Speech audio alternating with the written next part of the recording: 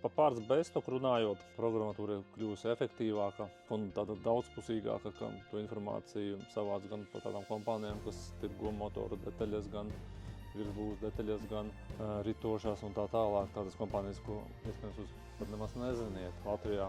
Un kā šis piemērs, mēs iestam gultņa kodu iekšā. Mēs skatāmies, no cik viņš sākās no nelikvīdiem pat 3.9, ražotājs BTA, to zinat, un beidzās ar 300. Jā.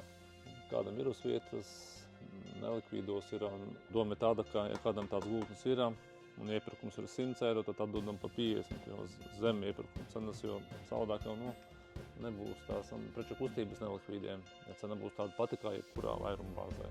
Tāda ir tā nelikvīdu būtība, ka to, ko mēs uzkrājam noliktavās, lieki pa virsbūves detaļām, pa orgānālu detaļām, pa luktura optika un tā tālāk, kas ir ļoti dārgs. Kādam varbūt ir kaut kas nopircies vai arī uzradies kaut kāda apstākļa pēc. Var droši izmantot mūsu programmatūru un likt iekšā uz pārdošanu. Ja mēs nelietojam šo programmatūru, tad mēs zaudējam iespēju atrast detaļu, kas ir lētāka, tas ir viens.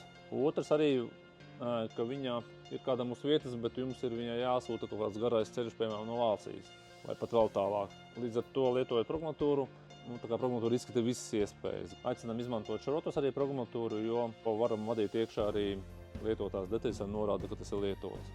Pieslēgšanas iespējas ir minūšu jautājums un tirgošanas iespējas arī ir visa Baltija. Kā piemērs, uz autokapsētu atnāk pircējs un prasa kaut kādu konkrētu detaļu, viņam nav. Viņam ir iespēja paskatīties šeit, kuram ir un to klienta vēlmu apmierināt. Un adrese ir zem šī video klipa un redzēsiet, kur griezties.